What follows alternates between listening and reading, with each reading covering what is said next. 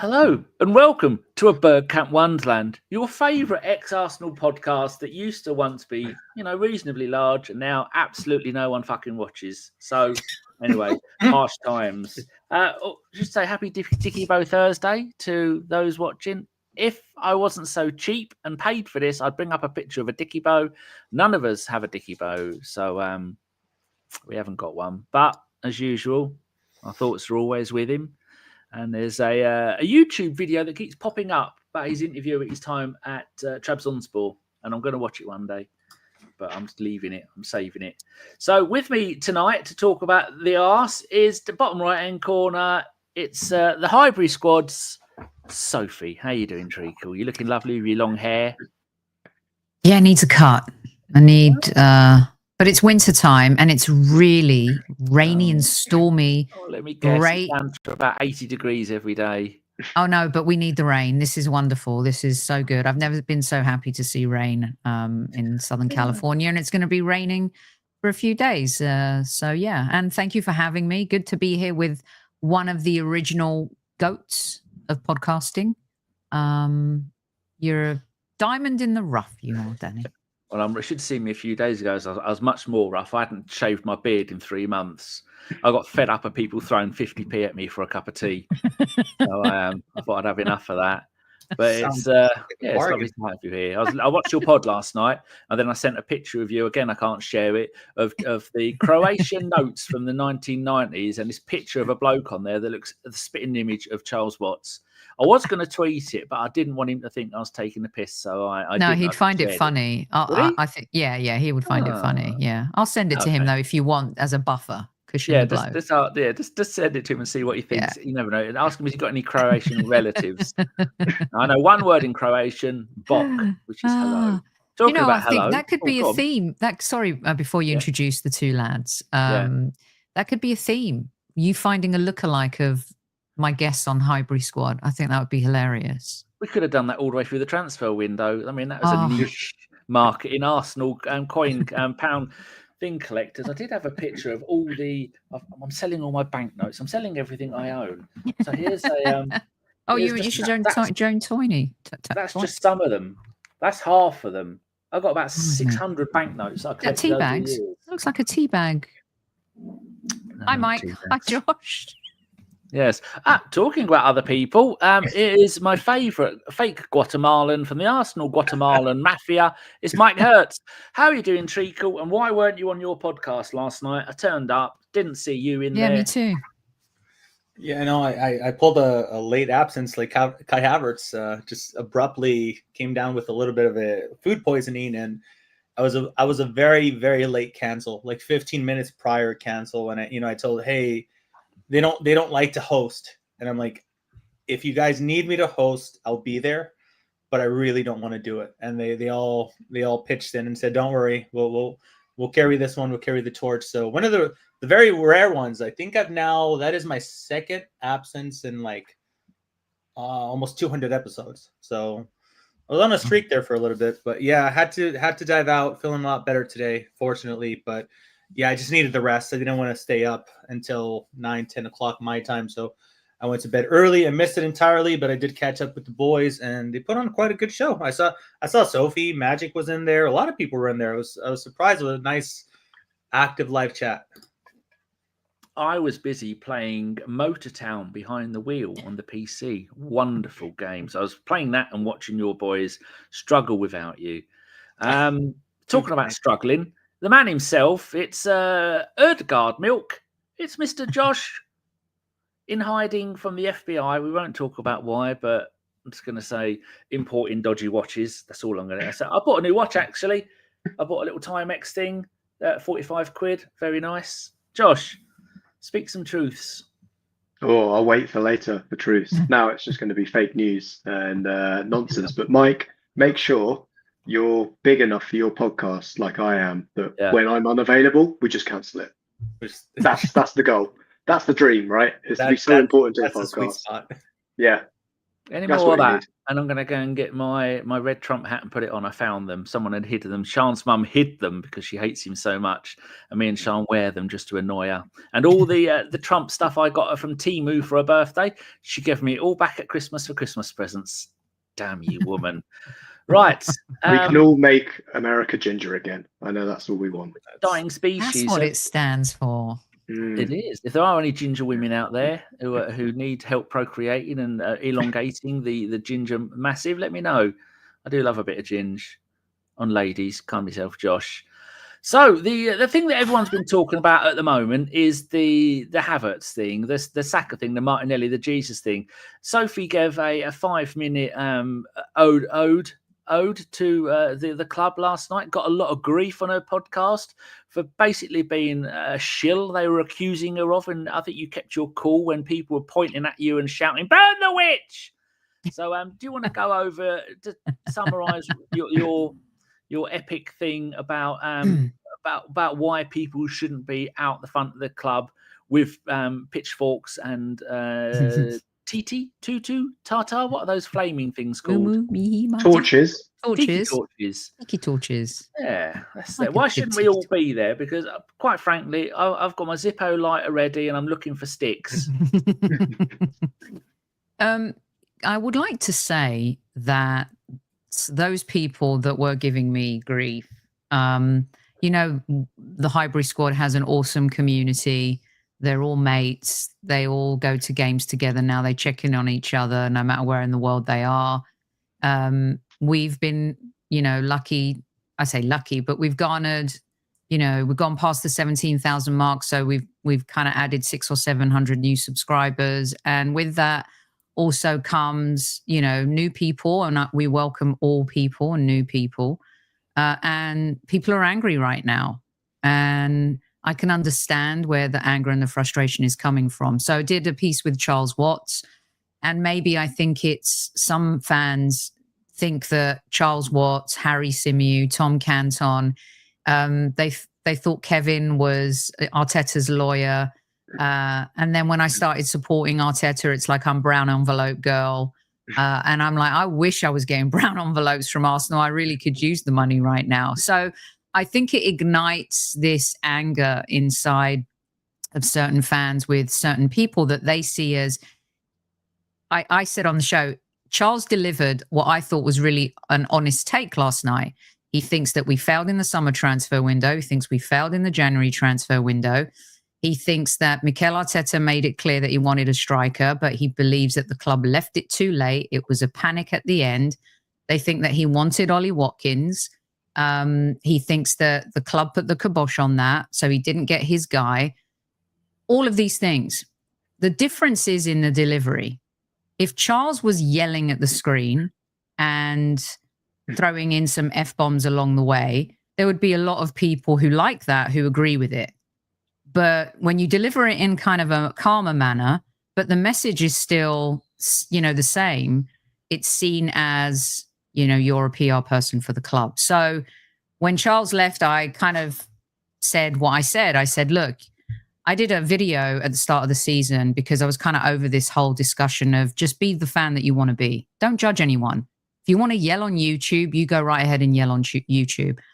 I used to be supersonic about Mikel Arteta when he first arrived. Kev and I used to have really heated arguments and debates. And then you're out of order there, Soph. Yeah, exactly. And then it was undeniable that what you were seeing was improvement, competitiveness. We were getting better players. Everything was moving and grooving in the right direction. I'm not just going to yell just because I want to be right.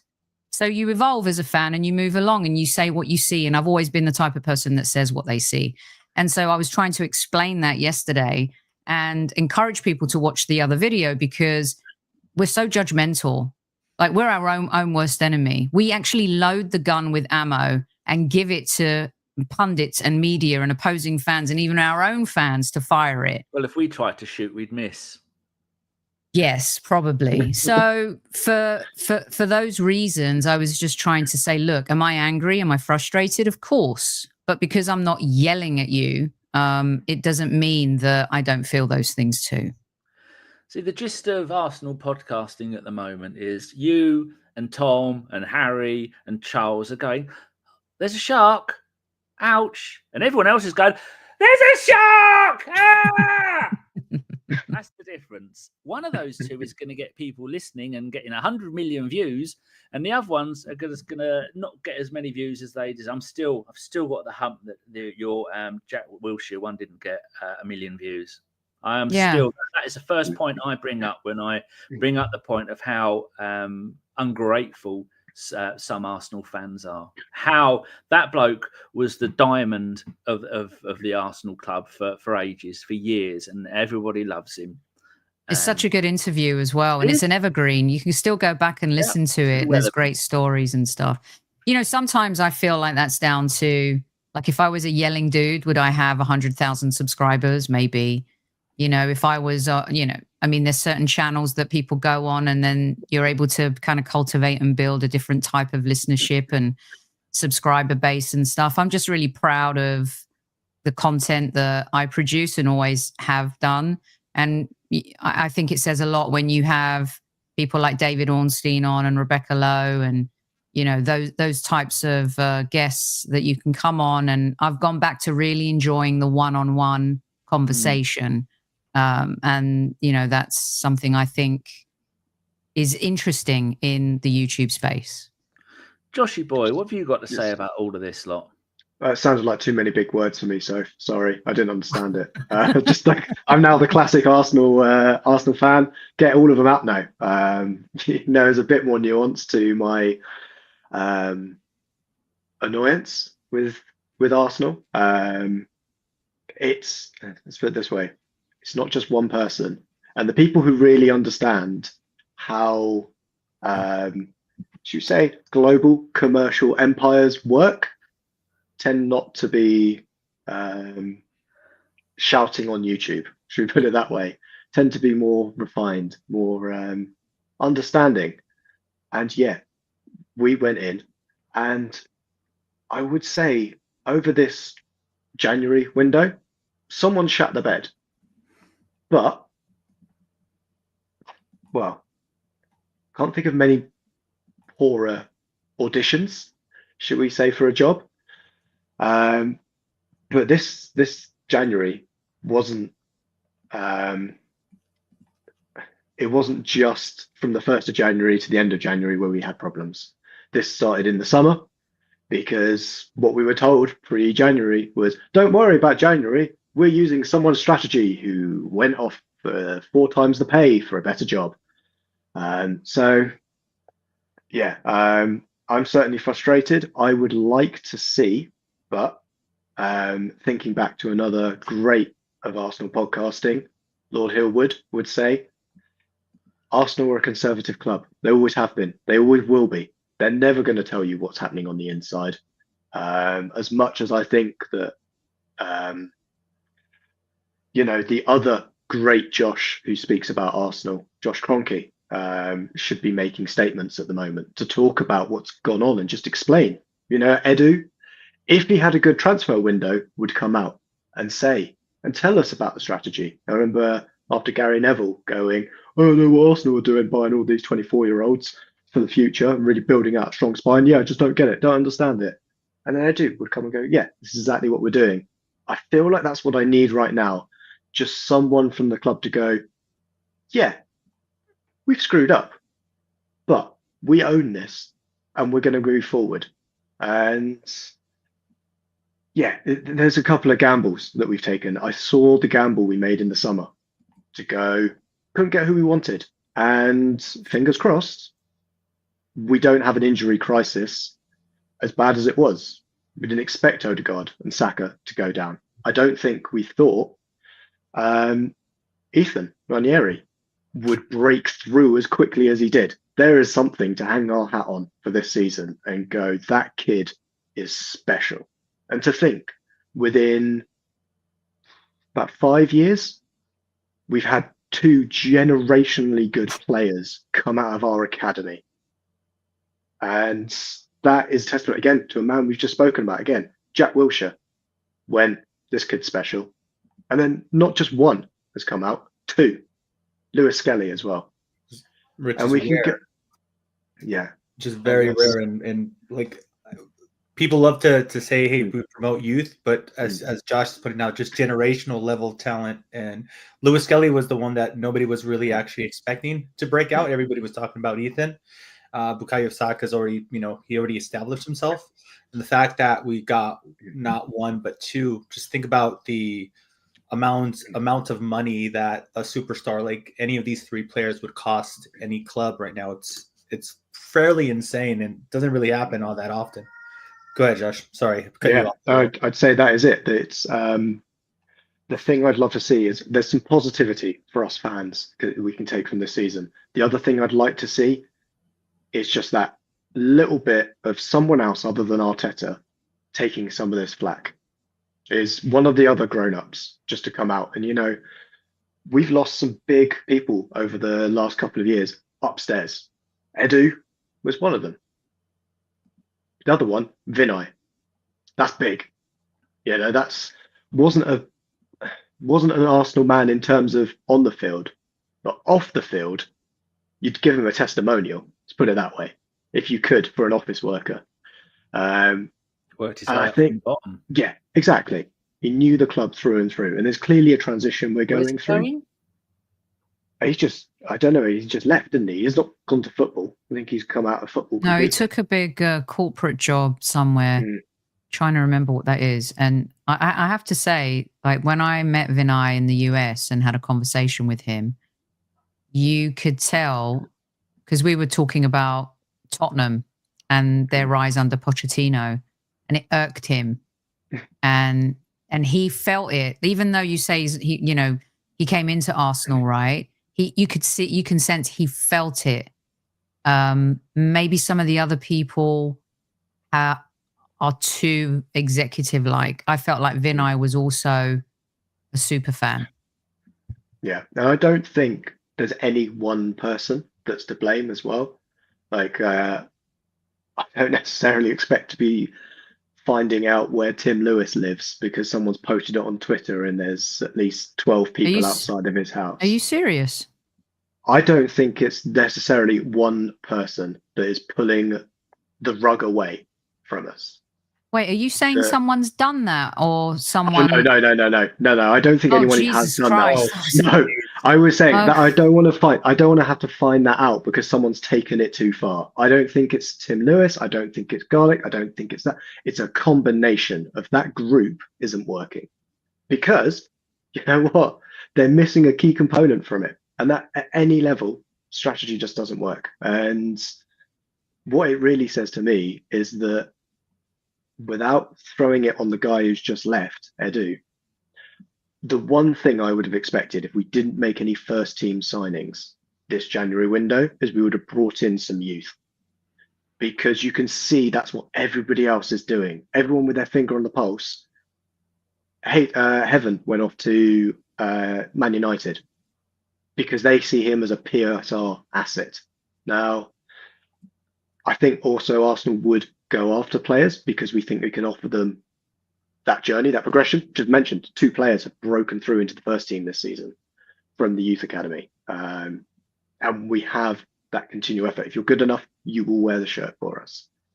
And that's the thing that irked me, I think, that we didn't take another opportunity. That, our North Star, whoever that is, Sesko, Zubamendi, 2 players that we were really heavily linked with, and maybe Zubamendi's coming in the summer. But we didn't bring someone else in. That there's an opportunity in this squad at the moment for a very low risk opportunity. And the fact we didn't take that just was incredibly frustrating. But yeah, we're never going to get all the answers I want. Mr. Hertz, go on, have a few minutes. Tell us how you feel. Under 3 minutes. Okay. No. A few. I mean, have as long as you need. Just on the Josh saying accountability thing, one thing that I actually did appreciate as far as communication goes regarding Edu, I think it was Edu, if not Mikel Arteta said this, when they announced Sterling, they said, hey, this wasn't planned. like it was a really clear indication, admission of them saying this was, e-break in case of emergency. We weren't planning to have Sterling with us, aka we failed at recruiting a winger that we were looking for. My frustrations with the club go back until last summer. I was really frustrated with the business of Calafiori, Merino, and my biggest thing was not bringing in another attacking option. Having let Vieira and Emil Smith-Rowe go. I just thought out the gate we were thin, and then a few weeks into the season, you hear Mikel Arteta say we have one of the smallest squads.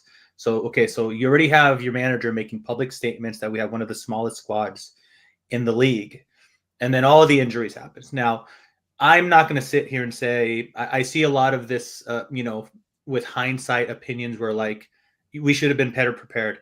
No team in the world can prepare for 3, 4, 5 long-term injuries for a season. I know Ange Postecoglou has a bad reputation of not taking a lot of accountability for some really rough losses, like the suicide ball high line that he played versus Chelsea, ended up losing 4-1.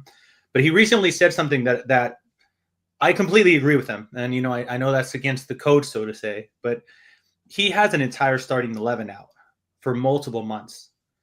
And he said, if you're not looking at this where I'm chucking in 17, 18, 19-year-olds and they're playing 2-3 games a week and you have zero sympathy for what they're going through and the best that they're trying, but they're not managing to do, then I think he said it's a little bit of an agenda. He's like, look at Liverpool, what happened to them in the FA Cup when they pulled out a lot of their starters. They end up losing, of course, right?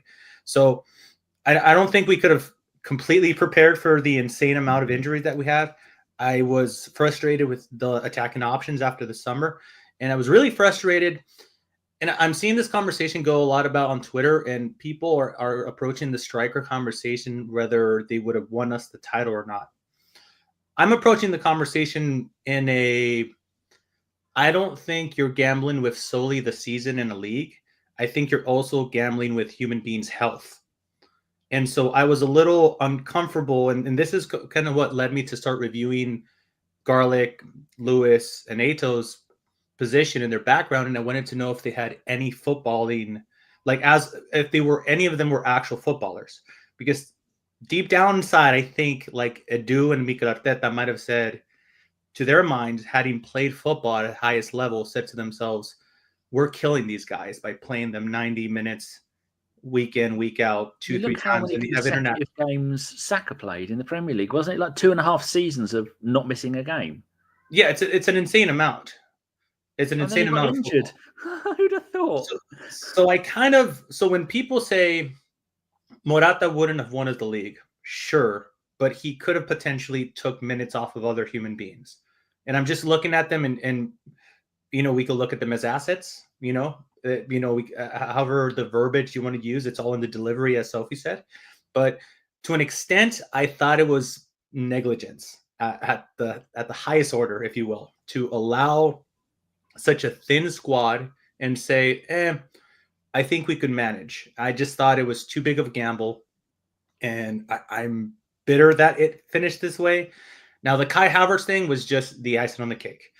No, again, talk about nobody could predict this. He goes to flipping Dubai for warm weather, some rest, and he tears his hamstring during. He wasn't summer. Resting though, was he? He was training hard. He should have been the one player sitting by the pool with a towel. Think so? And Charles Watts said after the Wolves game, he was in the press box, and I thought when I was watching it on TV, but he said he looked like he was absolutely dead, like he needed help being taken off the pitch.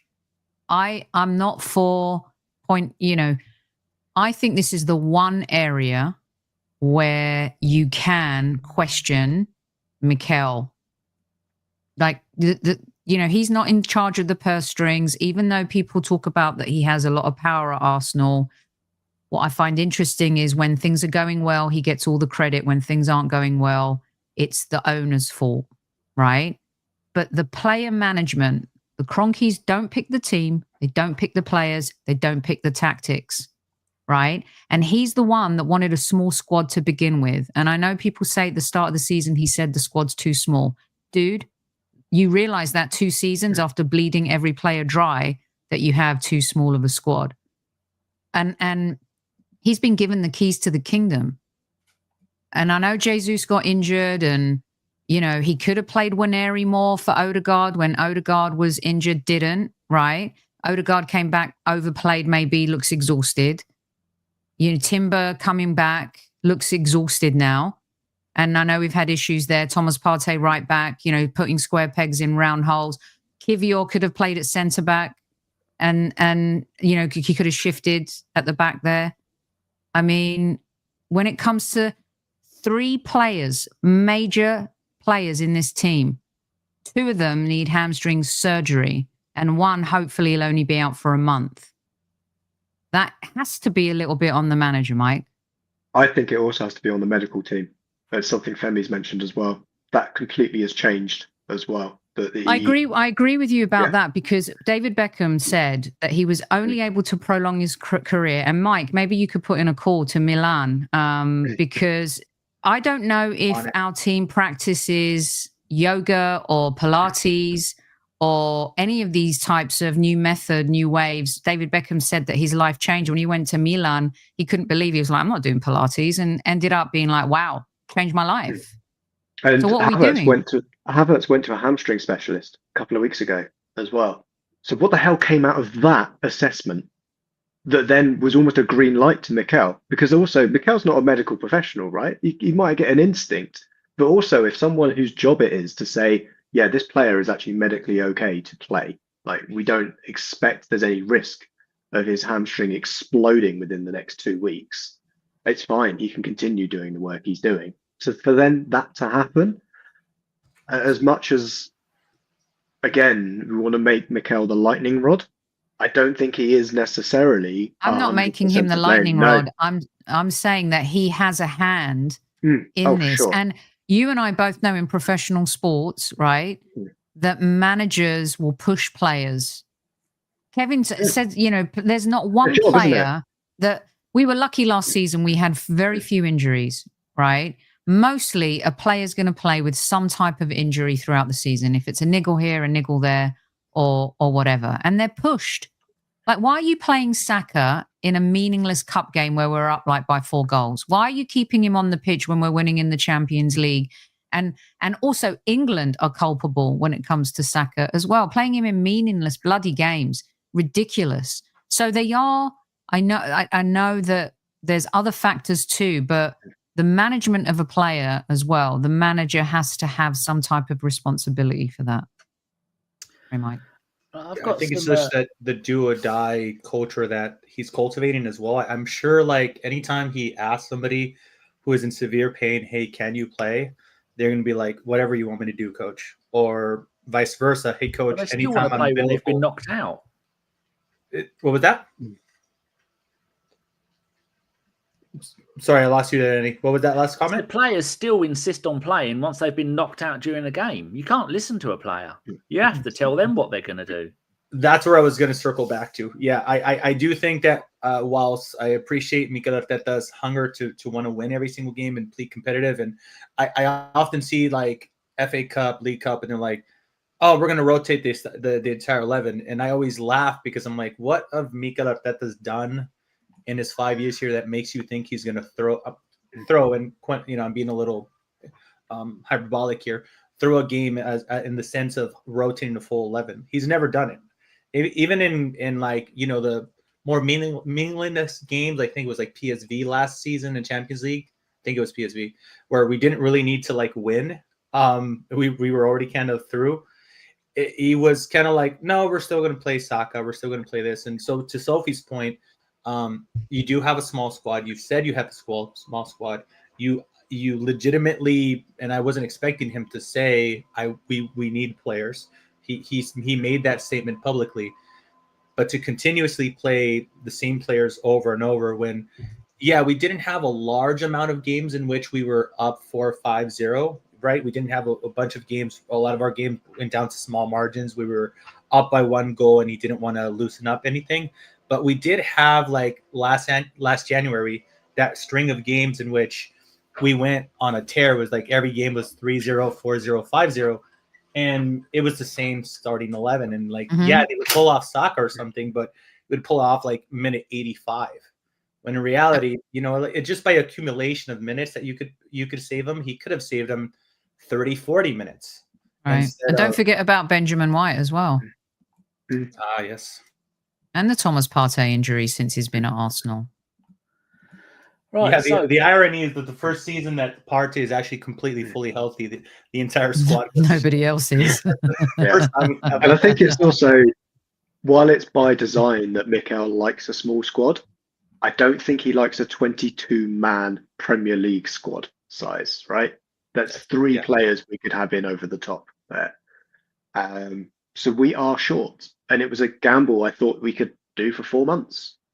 And hey, I think Liverpool deciding that they didn't fancy a game in a slightly windy Goodison Park against Sean Dyche's terrible Everton side kind of backfired last night when they dropped 2 points. So we're still in a title race. It just feels like we haven't got the squad necessarily to really challenge that. This Liverpool side does not like to be chased. We saw that last season. We saw that the season before. And I'm sure we're going to mention at some point how very quiet it's been on the old Sky Sports front on how Liverpool reacted to drawing that game last night. Yeah, it's mysterious, isn't it? Yeah, we got docked 2 points for a brawl in 91. Yeah. 2 points.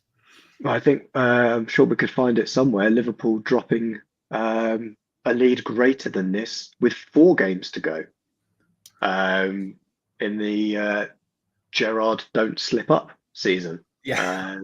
Crystal Palace. So that season and the season before they were up 9-10 points, and then we finished ahead of them by the end of it. Klopp's final season. This is a team that does not like to be chased, and it's just a little bit of a shame. I like being chased. It doesn't feel like we have. Yeah. It feels like we don't have a squad that puts the fear into them necessarily. And also, you're asking us to pretty much win every game, and that's not going to be easy. That's what I was going to say. I have more faith that Liverpool would drop more points. I just have the faith that we have the capability of continuously to push them all the way. I just look again. Just people say, you could balance what you believe is a reason and what you believe is an excuse, but so many absences does play a part. Now, luckily, Martinelli and Saka are, allegedly a month away, and that seems to like ease things a little bit more. But just right now in this very moment, just like thinking about what our future starting 11 is going to be in a week's time, it's a little scary. It's like there's a lot of moving pieces and a lot of like, are we going to see more square pegs and round holes situation? So they better not rush Saka back. I'll be so angry. Absolutely. I think everyone will be angry. I would even maybe consider not start if we get kicked out of the Champions League, I would let Saka go until next season. That's a big call. Can I bring my a conspiracy thing that I got going on with Cronkies and Americanisms because of what Sophie just said?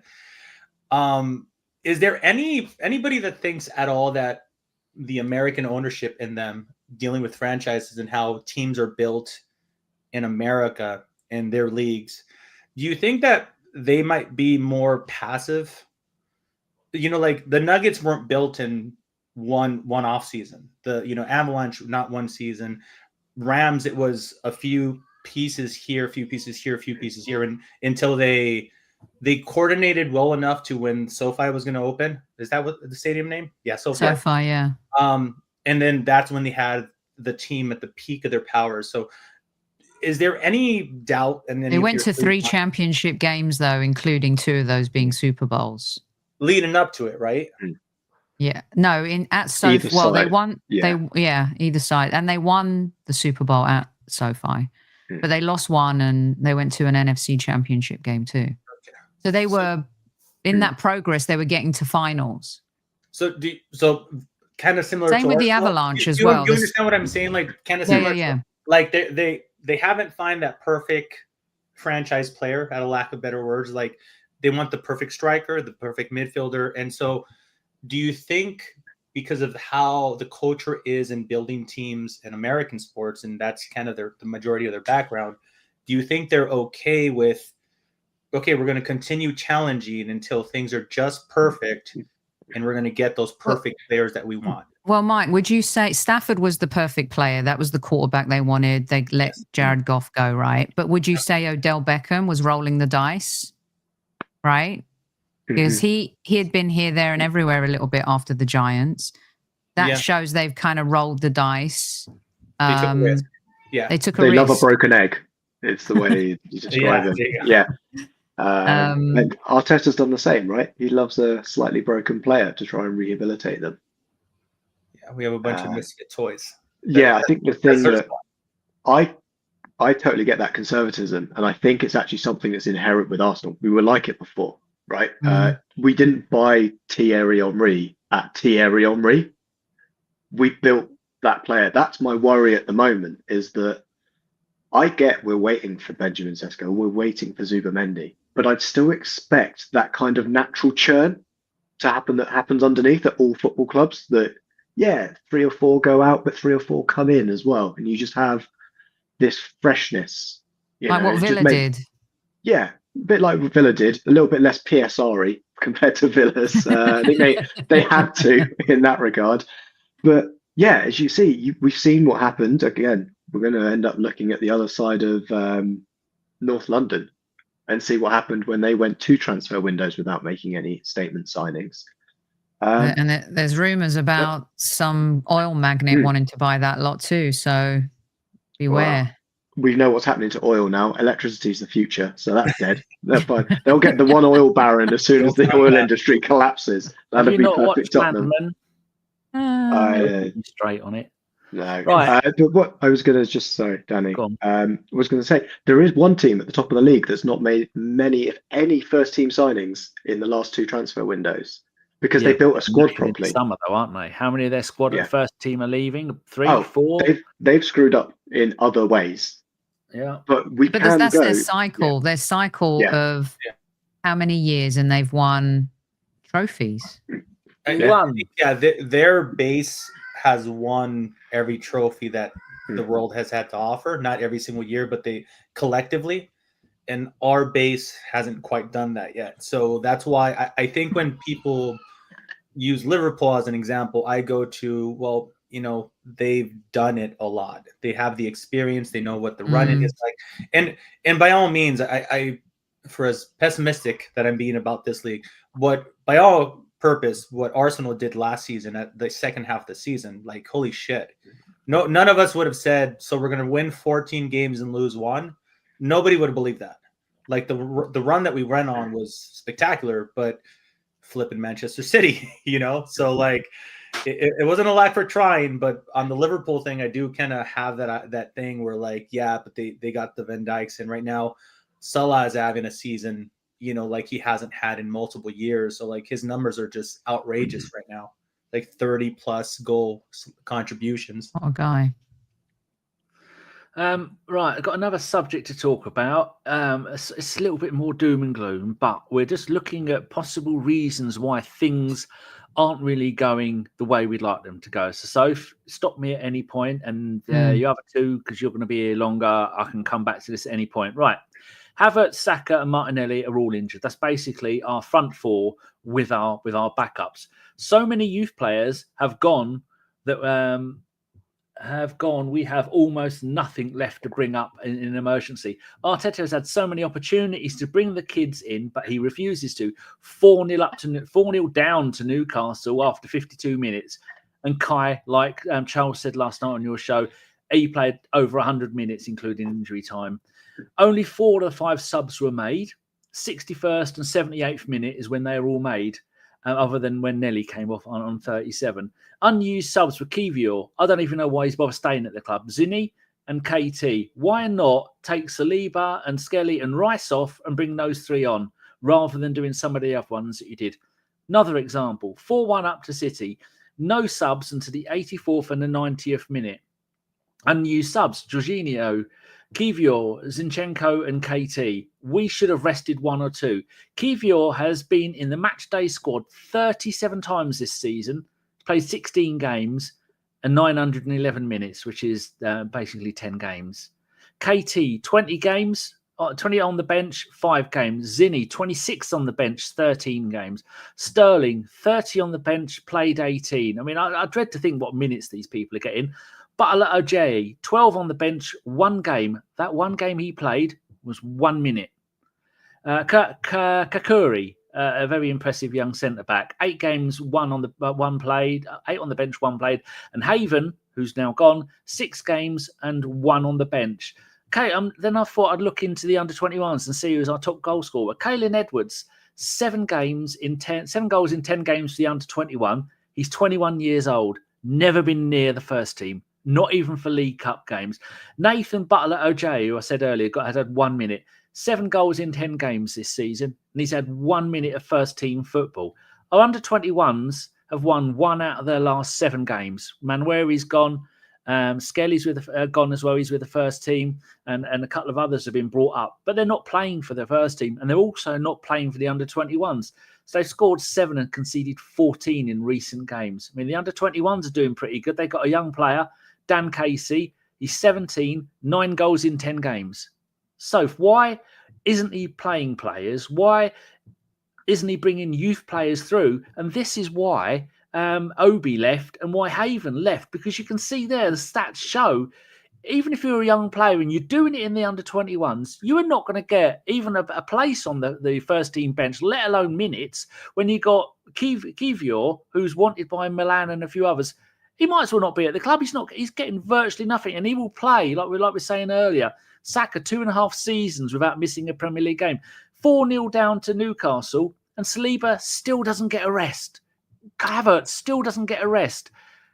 Why is he doing these things? Okay, let's park that part for a second and look at the young players. He's given a lot of debuts to the academy players, right? I think it's a little bit of a myth that he doesn't give them the opportunity. We've seen it in the League Cup. Miles Skelly, by default, I think because of injuries, has been given the opportunity, and it's worked, right? Maybe we got a little bit lucky there. Waneri was Waneri was the one. I didn't have it on my bingo card that Lewis Skelly would nail the first team place before Waneri. I don't think anybody did, because Waneri was the one that was talked about.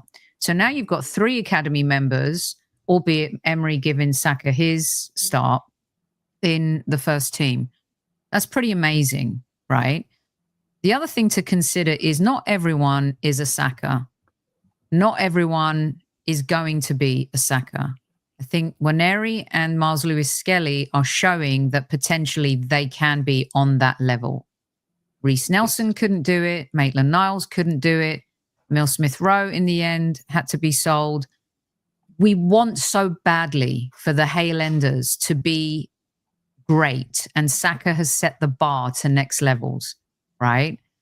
On the US tour, and I don't know if Mike agrees with me, Waneri and, Lewis Skelly, Heaven, I thought actually, he had and I'm telling you, Arteta, he puts things here.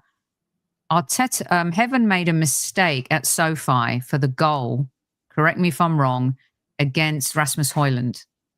He lost his marker, he lost that duel.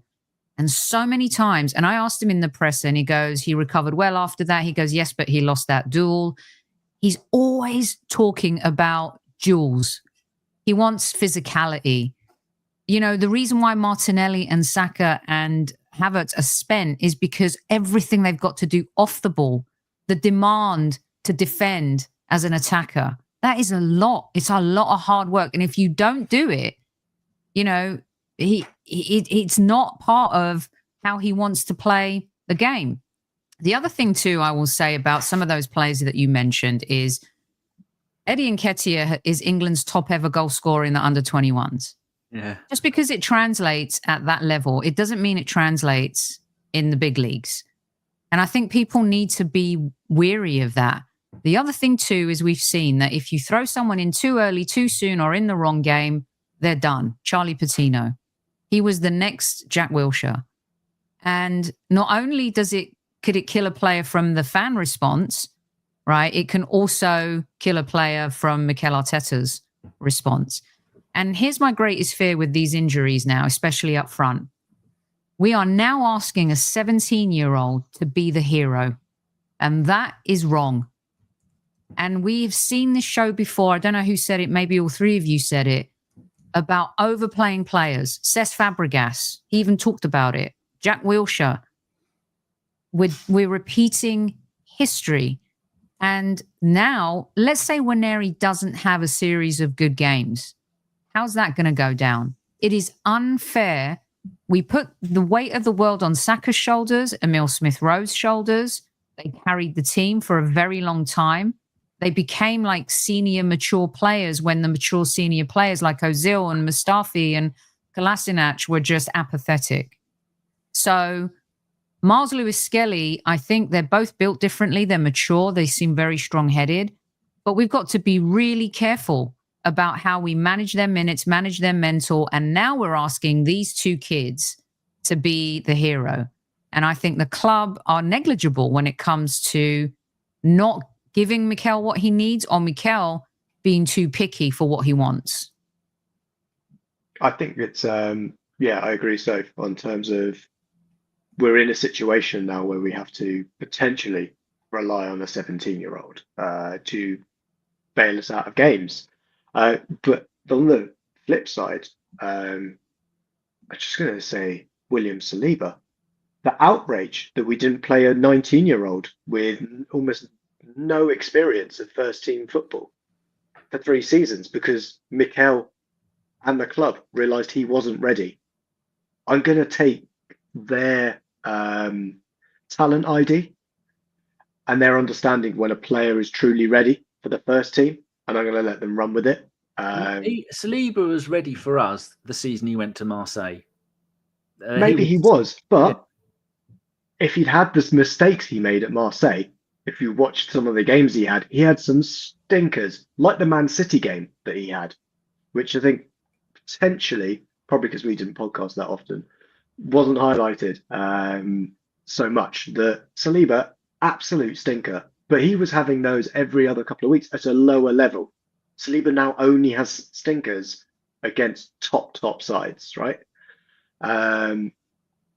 That's the big thing that I'm kind of seeing in this.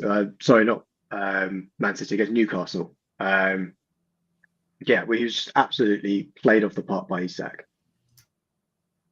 But the other side of the coin, we're going to say with the 17-year-old that could lead us to greatness.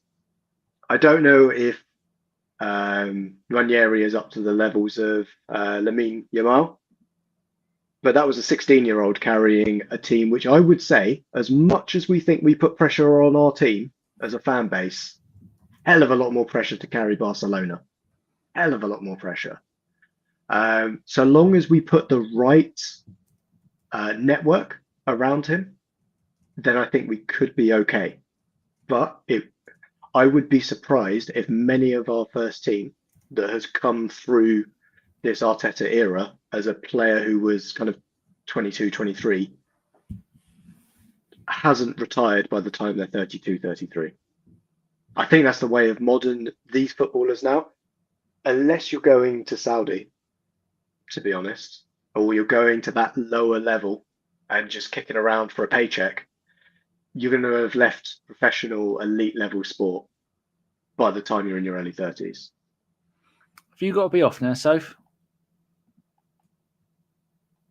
Oh, you're frozen. Sorry, I muted myself. I've got 10 minutes. Oh, okay. Well, let Mike. I'd like to listen to what Mike has to say about this too. You want Mr. Hertz? If you mention AC Milan, I'm muting you. You know, they signed. I did it for him.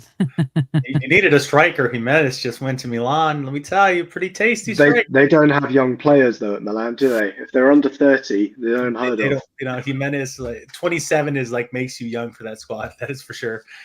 Just revolving Heaven and Obi that left to Manchester United.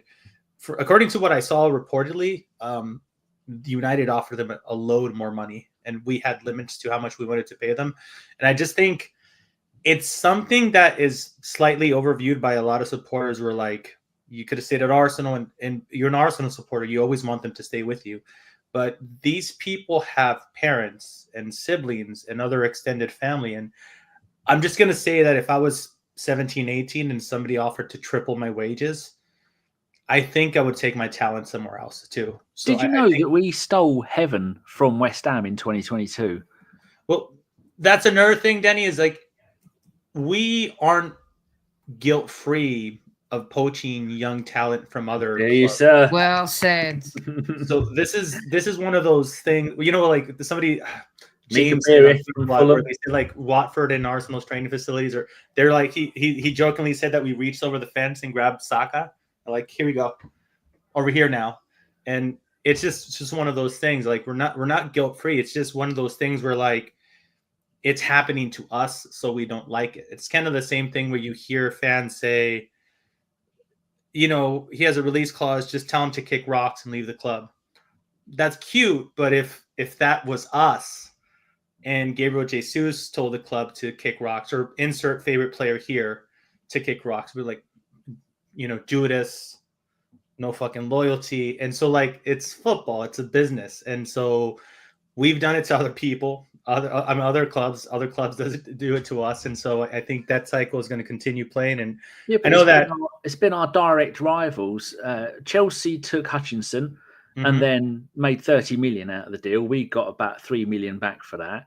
And then Man United have directly, another, used to be one of our major rivals. They've taken 2 really good young players. And like Sophie said at the beginning of the show, whether they're doing it for FFP or whatever the hell it's called now, or whether they're going to invest in them in the future. I mean, you can't see anybody really coming through at Man United. I mean, you look at the state of Garnacho, they're trying to flog him off as soon as possible.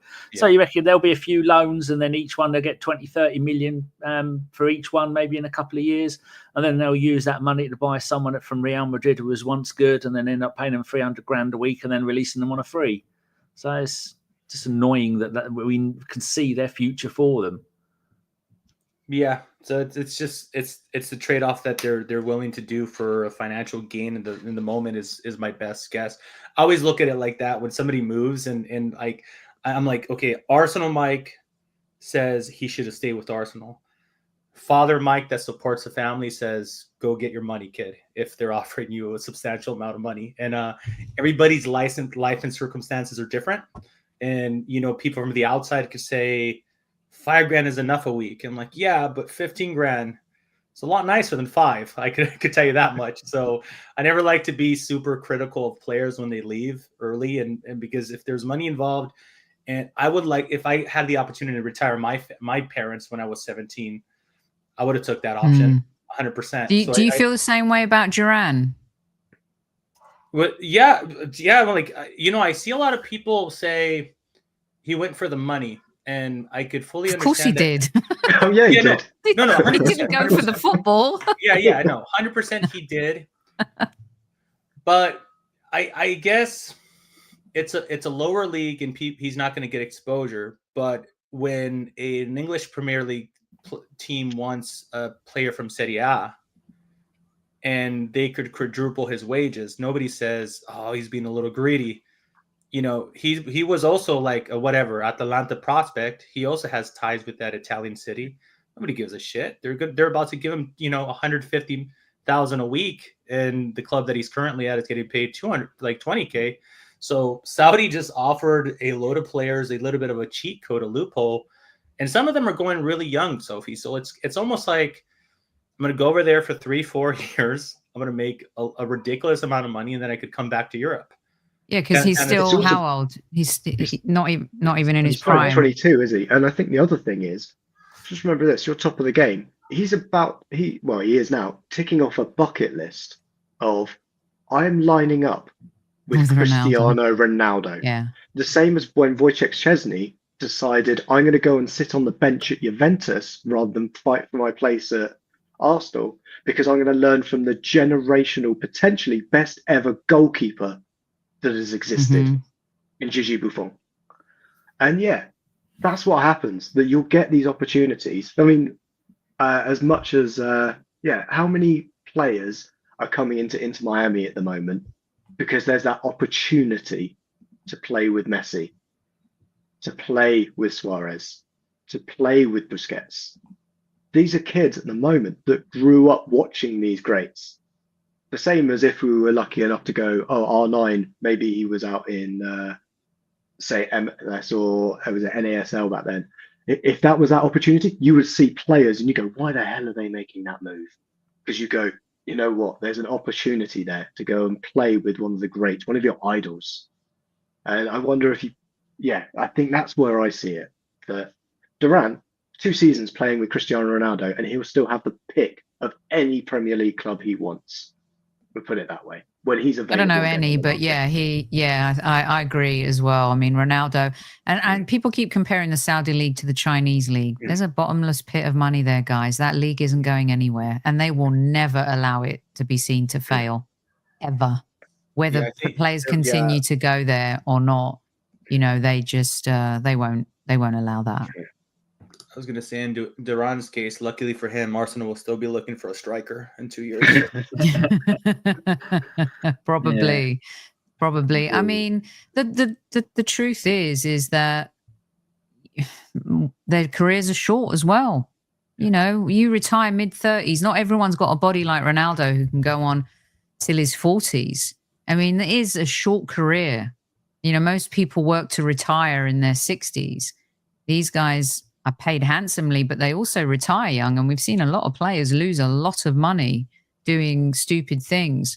I don't blame players for leaving for more money. I mean, I don't think, players like people want to, have, I covered Ashley Cole at LA Galaxy. I know that he angered fans and he came across as a mercenary. When you kind of cover him and you talk to him in the dressing room, and he was always like top shelf. We used to have conversations about Arsenal as well. And Robin Van Persie, he left to win a Premier League. I know people think, what a CUNT. I'll let Danny say it. But he left and he did, and he won. There's other players that maybe left for the wrong reasons and the grass wasn't greener on the other side. But ultimately, if you want to win, you go, you make career moves in order to do that. And sometimes it's also just motivated by money. And I just would hate to think that Arsenal are in a position again in a couple of years' time. Look, there's major contracts. We talked about it with Charles last night. Gabriel, Big Gabby, Saliba, and Saka. This is like 2 years left. This is a big moment for the club. Big.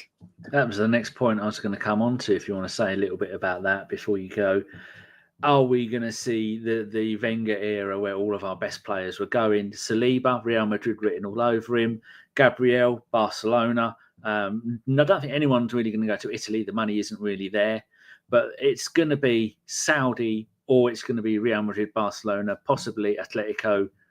Who do you think is going to go? Because if we're honest, we finished third and then second, and we're not going to finish first this season. The only hope for this season is to win the Champions League. And then it could be, I've won the Champions League, job done, I'm going to go. I can see some of our best players leaving in future seasons if Arteta doesn't manage to win the Premier League or the Champions League. It's funny, when I spoke to Graham Hunter, he wasn't entirely convinced that Saliba to Real Madrid was a go, right? Talked about the talent that they have. Fiscally, of course, they can make that happen. But I would urge people to go listen to it because it's so much better hearing Graham talk about it. Same with Zubimendi, right? You've got to show players you have ambition. And I know that someone said, Ashley was a mercenary. The way he wrote about it in his book is, I think, what ticked people off, because he was driving, what was it, a Ferrari or a Mercedes, and he swerved and he nearly crashed but when you see what he went on to win, really, guys? He had Arsenal, a really good podcast with Ian Wright and Carragher and all that lot. I don't know, is it called The Overlap or something? Yeah, The Overlap. Yeah. Or Stick to Football, I think. Stick to Football is what that one's called. Yeah. Ashley Cole was on that. And a mate of mine knows him and grew up with him. And the reasons why he left, he come out of a lot of them there. And he subtly said there was hardly anybody who was English that was at the club. And he felt left out a little bit. When the club did him dirty over the money and the principle of the thing, He comes across really well in that podcast. Yeah, he does. That's he articulates himself quite well. Mm. And when you look at what he went on and achieved in his career, it was cheap. It was cheap. But when you think about what he went on to do, and we may or may not lose Saliba to Real Madrid. You've got to. Is that his dream move, like Mbappe? His club that he says is Arsenal, but the lure of Real Madrid is huge. I would also be worried about maybe losing Big Gabby, who at that point in his career might be looking for a big contract and could go to a Saudi. But he's so good. I mean, he could play for any club.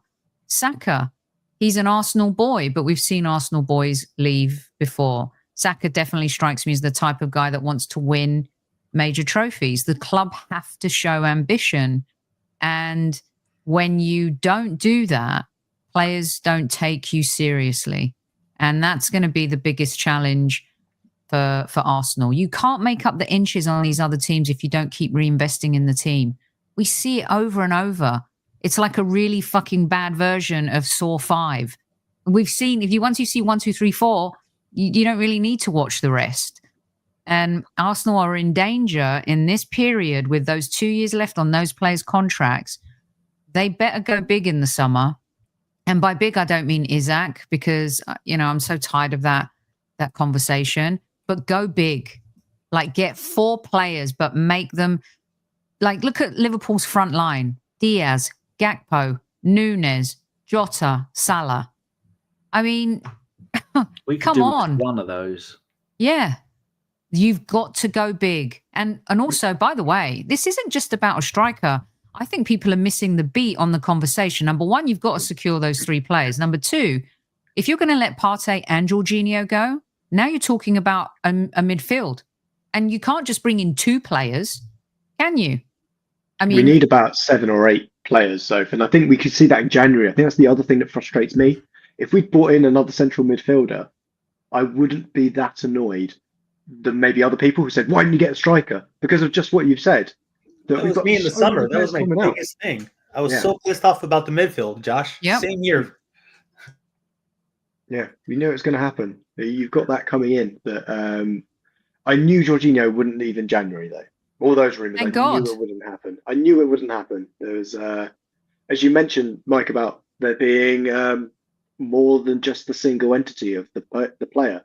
There's that entourage. There's the kids. You've got to move them to school. You've got to relocate. You've got to do all of those things. That's what makes January so difficult. We also need him, though, Josh, in the Champions League. Definitely. Couldn't have let him. Can you imagine? You just, but I don't know. Like 7 or 8 is bang on. Maybe a goalkeeper as well. I mean, dare I say that out loud? It's just... Wow. You know what? Remember that the club. Go on, Josh. I was just going to say that it's not an Arsenal transfer window if we don't sign a goalkeeper. Just remember the club at the moment, we've got £138 million worth of left backs, 6 of them. 2 of them definitely are out the door, right? Tierney and Zinchenko, 100%. Kivior, if you want to count him as a left back, I'm assuming there's rumors that he wanted to leave this past No, summer, not including Kivior as left back, no. Timber including him as a centre back. Timber was the left back because Ben White is the right back. I mean, Timber can play anywhere, but I'm not. Sorry, someone in chat is saying Núñez is a donkey or what? I would take Núñez. Tell me you wouldn't want Núñez in this team right now. And as it stands right now, we're such snobs. Honestly, sometimes Arsenal fans are such snobs. I think it's one of those that you'd be annoyed about the fee that they paid for him based on his return, but I'd have him in our team. I'm not saying I want to pay out of. Yeah, of course they did, but as a player to have in this squad right now, I mean, are we not used to someone needing 4 or 5 chances to score 1 goal? I think so. Right, I got to run. Cheers, Soph. Cheers, lads. Let everybody know where they can find you on the YouTube. Here is your podcast link. Lovely. Highbury Squad. That is us. Very cool. Some really good shows lately. The Sammy Mockbell from the Daily Mail. We've had David Ornstein on, Rebecca Lowe. Graham Hunter was a great one. Charles Watts. Be back live after the Leicester game this weekend, and then more great guests next week. If you like other podcasters, we had Andrew Arsblog on and Clive Palmer and Elliot as well. So, and all of them saying, we need a striker. Did you ask Elliot where his puppet is? Remember when he first started doing podcasts, he used to have a puppet and he'd talk to it like that. Do you remember that? I do not remember that. Is this a real thing or? No, seriously. He'd have a glove puppet and he'd be talking to it when he first started doing podcasts. Wow. Lovely. I do not remember that, but yeah, damn, I missed the boat on that one. I'll ask him next time. You didn't miss anything. It was not very good, which is why he doesn't do it anymore. Anyway, Sophie, you've been delightful as always. Love you guys lots. We'll speak to you later. Thanks, okay, take care. Thanks for having me. Bye. Bye. Oh dear. How long have you got left, Mr. Hertz? Wrong button. Solid. There you go. Solid 15 minutes. Okay. Well, is there anything else you want to cover before you go? I had a question regarding in chat. Feel free to tune in on this one, Josh. Coming your way. Am I insane? So so this whole powder dry thing, right? This whole war chest and everything that's going on. The way I genuinely feel, and partly is because a lot of the rumors, like the Zubimendi thing, came out the week that we shot the bed versus Newcastle at home and United at home, the 2 cups, right? So, you keep on hearing all but done. Am I insane to think that if Arsenal has been begging and chasing these particular 2 players, I'll include Nico, begging Nico to come through, not the right time, wanted to stay at his club for X reason, Y reason. Am I insane to have the expectation of having these 3 players in prior to like the preseason? Like, is that unreasonable? Is it unreasonable? Let me shift because this is Arsenal and we have Jason Ato. But is it unreasonable to say that these guys are playing such the slow game buildup? They fucked about in the summer regarding a winger. They fucked about revolving a midfielder. They fucked about revolving a striker. And it's all because they have these 3 perfect players that, Arteta loves and all of this. And Šeško, they went back in January, but they didn't want to upset the club because of the gentleman agreement. Have we laid down enough groundwork for over a flipping year on these transfers that we could feel confident that these 3 transfers should, in theory, come in to Arsenal very early in the window? I think it depends on who's done the deal for Zubimendi, and there's maybe a little bit of hint of the PR. We had the war chest PR. I'm waiting for the sporting director PR. That's probably it's bubbling through Spain at the moment. It will reach proper Arsenal Twitter probably by the end of next week about us ending up with a new sporting director. That was the key thing for me over January. What are they saying? What's the rumours? Real Sociedad guy. Because he's out of contract. He announced a few months ago that he was leaving too. So he said he was going to lead up the season and take off. Yeah, it's really strong that he's going to end up moving somewhere, especially now that PSG, I can't remember, it was Campos, he signed an extension there. So he's staying around a little bit longer. We're the only elite club that's looking for a sporting director at the moment. So expectation is that that's who we do, who comes in. I would expect the club, if they're doing anything, is to maintain those ones. Nico Williams, I would be the one that I'm least confident in, to put it that way. He still really wants to go to Barcelona. And any transfer of any player who wants to go to Barcelona goes to Barcelona. We know it's going to be slow because Barcelona are going to have to go, right, hang on. What can we sell? Everyone, take all your socks off. We're going to need all the toes and fingers we need to try and work out how we afford this. That's the problem. But yeah, I don't think it will be that one. But yeah, I think 2 out of 3. I also fear that the war chest of whatever we're meant to be spending, right? I think we probably are spending, or what we need to spend, is nearing 300 million. But I don't think we'd spend more than 70 million on a single player. Do you think that possibly, Josh, that hold on, I'm going to put that up. I forget where I'm up in the comments. That there could be a theory that the club invested just enough money to get us in and keep us in the Champions League, and for that extra push, they're not willing to do because financially it might not make that much difference. Why even own a sports club if you're not interested in winning. Because they're Americans, and in America, they want things with every single one of their clubs. Each of the American sports, I'm sure there's only one thing you can win. You've got the FA Cup final, American FA Cup final for NFL, which you saw at the weekend, which I watched. It was pretty good. But other than that, they're not competing on 4 different fronts for trophies in that country, are they? No, it's even more pressure. Yeah, it's even more pressure. No, they're more. I mean, look at my team, the Dolphins. I've been supporting them since '84. Since they've never been in a Super Bowl final. That I've keep saying final. It's not a final, is it? But that's those owners. Huh? We don't have those owners though. We've got the owners that all of the somehow flute the players. Most of them own American clubs of some sort or the other, or teams, and they're just used to go out. They're used to owning clubs that don't win stuff, but still making. But one of them's at the top of the league at the moment. Who? Liverpool are owned by Americans. Yeah, Red Sox. Yeah. Yeah. And they've won stuff. So I think it's a lazy argument, Danny. That's what I'm going to push back to you. I'm sticking to it. I mean, Mike's American. Let's ask him. Mike, if you ever want to come on this show again, you know which way to go. Absolutely. So first and foremost, since you said you support the Dolphins, I don't always get to say this, and it's nice to return it. Danny, support your fucking local, please. Okay, we don't want foreign people watching our sport. I don't get to say that very much often, so I get to read it on Twitter all the time. So so I'm going to use the counterpoints that both of my co-hosts mentioned on this little podcast called Not Another Arsenal Podcast. There's the plug. And Chris floated that idea, and that's something that I've been kind of pushing myself for a little bit. I kind of correlate it with a lot of fan mentality in America. Is if you're a consistent playoff team, you're considered a successful team because you win a lot.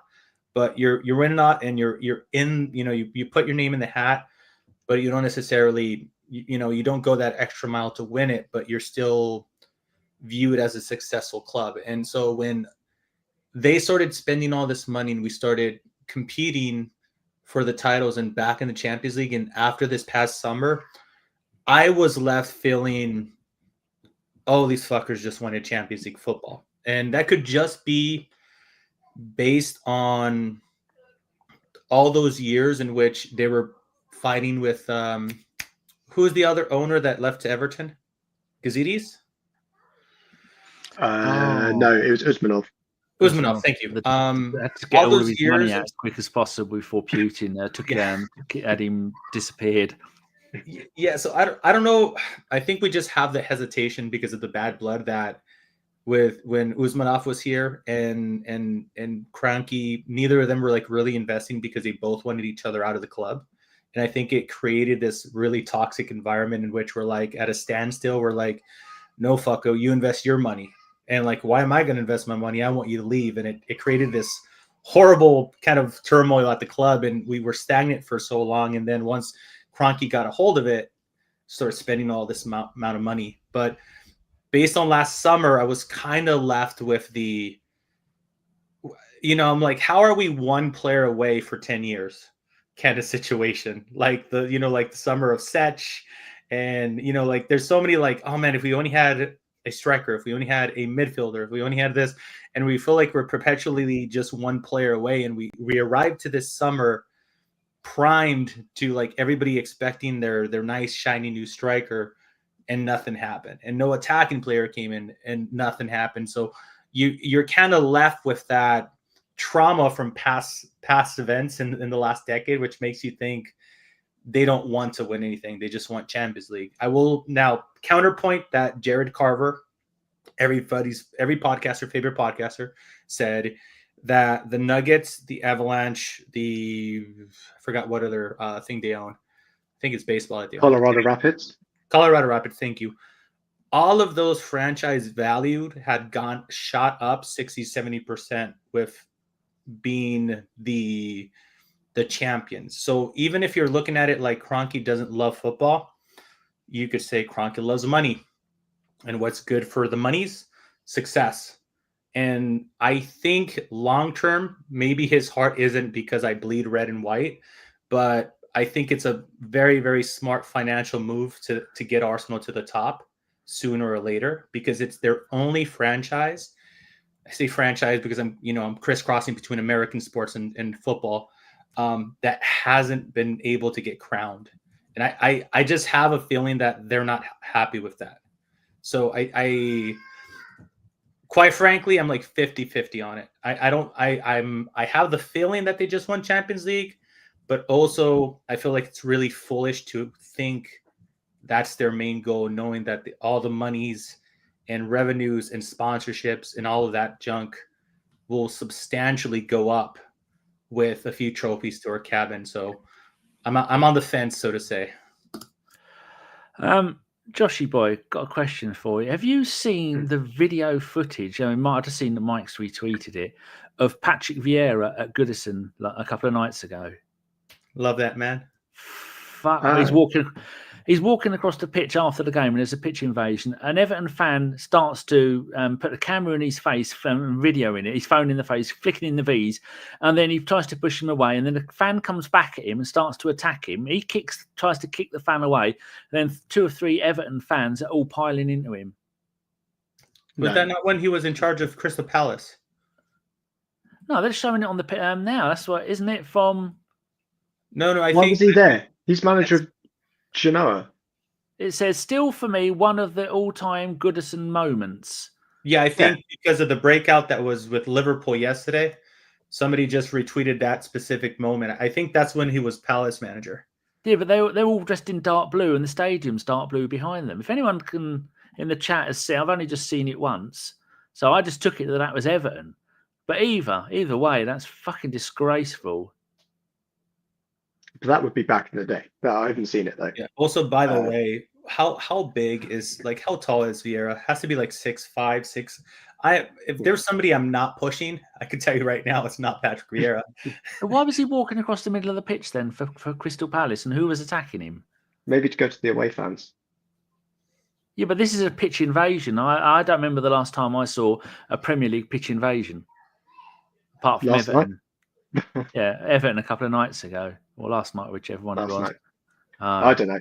So I Google search nothing to say after altercation with Everton fans, and this was in May 20.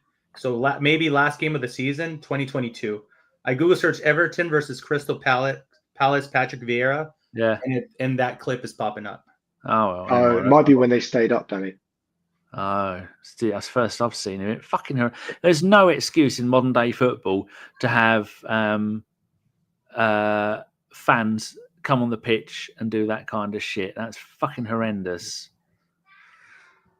Okay. Anyway, how long have we got you for? My time is coming to an end, Danny. I wanted to share this starting lineup in case you guys are going to cover how we would line up. I saw this on its power. It just is powered by Gooners. I have no idea who created the account. Back four, typical back. It's Calafiori, Gabriel, Saliba, Timber, Raya at goalkeeper. This is a 4-2-3-1. Start it again. Our typical back four, so to say, it's Calafiori, Gabriel, Saliba, Timber. Yep. Double pivot, Rice and Partey. Lewis Skelly on the left, Odegaard at 10, Vaneri on the right, and Trossard as single striker. 4-2-3-1. I mean, Josh is the Trossard expert. Do you take him off at halftime, or do you bring him on at halftime? It's one or the other, isn't it? And how much do you miss him at Brighton? Which way should I start this? The way to turn out if Trossard's having a good game is ask him to take a corner in the warm-up. If he doesn't beat the first man, he's having a bad game. Don't play him at all. Do I miss him at Brighton? Not at all, as well. And do you think he's going to be off to Saudi in the transfer summer? I don't think we sign players that have that kind of Saudi move in them. If that makes sense. We haven't sold a single. We haven't even sold a bag of salt to. I don't know what. No, and I just feel like the players that we have, I don't quite see their fit with Saudi. You know what I mean? I don't. Yeah. I don't think we have that correlation of the players we signed that fit that. I don't know. Did you say you have to go now, Mike? Yeah, I'm down to the last 5 minutes before I'm out the door. I know that you mentioned who would you play as a starting 11, and I just saw that formation way early in the morning, and I shared it in a group. And since you mentioned it before we started the pod, I just thought we shared it. But I don't see any other option as striker other than Trossard, unless you want to throw in Sterling there. But neither of them is. No, neither of them are my choice for striker. Well, you saw Man City the other night. Started, was it 5 or 6 centre backs started the game? Maybe we could start an 11 of all left backs and goalkeepers. Is that possible? Barcelona used to start Fabregas at false 9. Fucking let's just add Odegaard there. Call it a day. Well, no, I'm not even going Odegaard. I'm going Moreno. And that's where I go into that session. Why this is. So, Mikel Moreno has the highest non-penalty goal XG per 90 of any midfielder this season. This is higher than Cole Palmer, higher than Phil Foden, higher than anyone else. And honestly, I think even before that stat, look at Kai Havertz and look at what he brings to the squad, brings to the side. Relentless pressing, so an engine on him. He's got physicality, so 6'4", wins his duels. We have one other player in our squad who is fit that meets that description, and it's Mikel Moreno. Neither of them score a lot of goals, right? That's an actual stat. That's flipping insane, dude. Yeah, there you go. He is higher than Gibbs White. I don't know what Ross Barkley's doing up there. Something's clearly askew. But yeah, he's clearly an option. And I think it's not the only one, and it's not the only person that has said in Dubai, that's where he's currently lining up, is in that false 9. Yeah, but how can he be that far ahead? I don't remember him. I know he likes a pot shot, but there again, so does Partey. I'll tell you what. The shots he's having, though, are from really close, aren't they? Because he's always that player that's in the box. He's always joining up to be that additional problem. You know, if you'd have asked me which Arsenal player at the club, including the youth, has that number, he'd have been right up there with the goalkeepers of who I'd have mentioned in that order. That's crazy. Merino agrees to celebrate with the Haaland celebration, I'll allow it, Josh. I mean, there again, Souček's in there, and he only ever scores from headers or long distance. Yeah, but he's almost half as bad. 0.28. Moreno's right up there. Yeah, I think that's what we'll see. Let's put it this way: we're in. We've got Leicester in almost 48 hours' time. It's not the worst to try out just then. But I would put, at that point, I'm then putting Trossard on the left and Nwaneri on the right, because I still think we've got good wingers. Josh, Mike's got to go. Mike, thank you very much for turning up. It's very kind of you. Tell people where they can get you, find you, get you. My personal handle is right there, Mike Herz FC. That's on the Twitters. And if you want to find the podcast that I'm a part of, that I host, it's called Not Another Arsenal Podcast. We podcast every Wednesday at the crack of dawn. So catch us on the replay, because we're a bunch of Yanks over here podcasting in the middle of the night. But it's once a week, normally Tuesday nights. I see a lot of people actually in the live chat that I've seen. Stan. Lucha has been with us every once in a while. Boyton, I've seen him. Avon, if I'm not mistaken. So there's a lot of people here that know about it. But if you don't, I would appreciate it if you just hop on over there. Not Another Arsenal Podcast. Oh, there's the link. And give us a listen. You might like last night's because I wasn't on it. So less ranty. You need to let Josh. It's a pleasure being on a pod with you. Pleasure. I think this might be the first time. Danny, anytime you want me back, just hit me up. Well, as you didn't agree with me on the NFL franchise, this is your you might as well retire now. Done. Support your local, okay? Rude. Later, guys. I hope Milan get relegated. Cheers, Mike. Bye-bye. Bye-bye. There you go, Josh. Just us now. You, me, and your shrubbery. I had one like that. End up having it put down. It gets too big. Oh, it's insane. He's absolutely mental.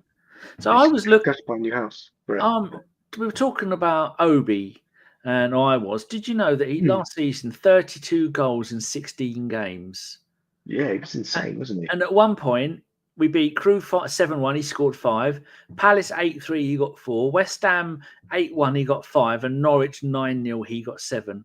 And we still couldn't sign him.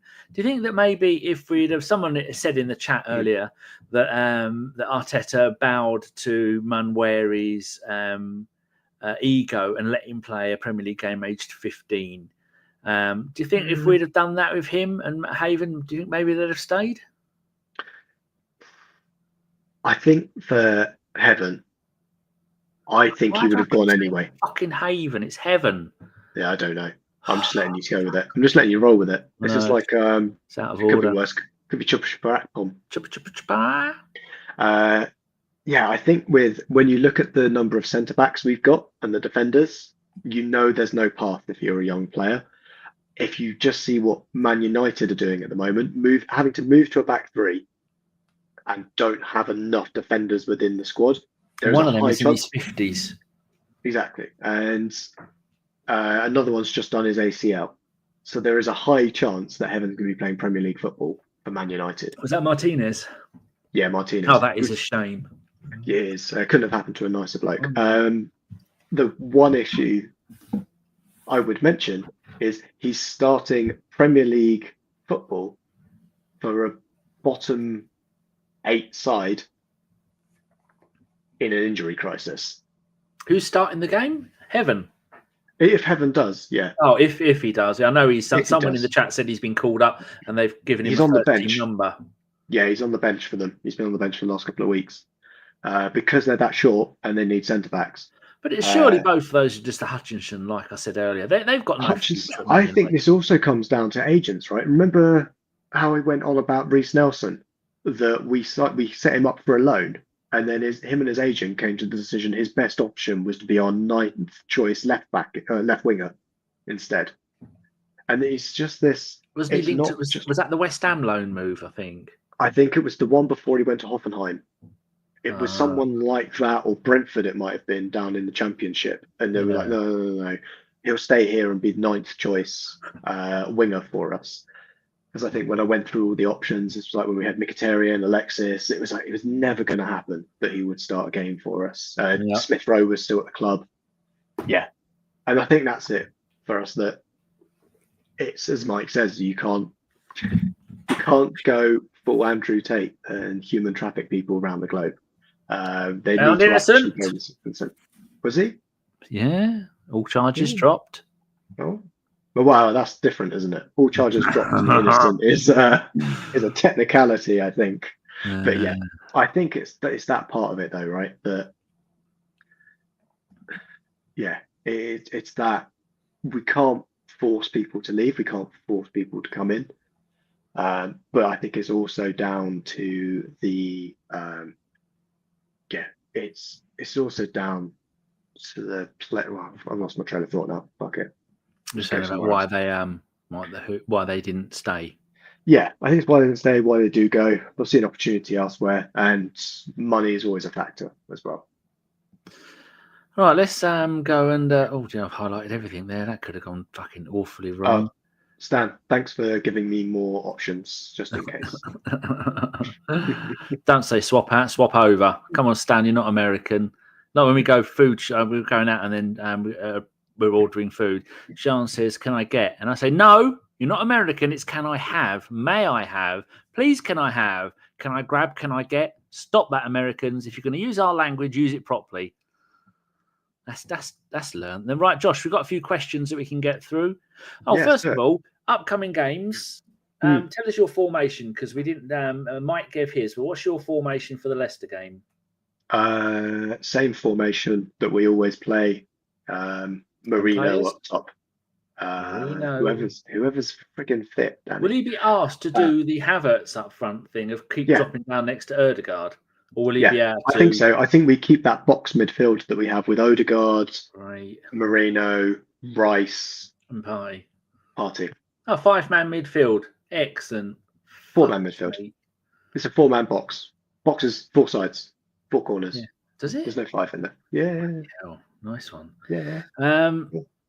I think it doesn't matter predicting it. We all know what he's going to do. He's going to do the most predictable thing, and then we're probably going to go and smash him. How about West Ham? Are you more worried about that? Because it's Leicester away, West Ham at home, and then Forest and Man United away.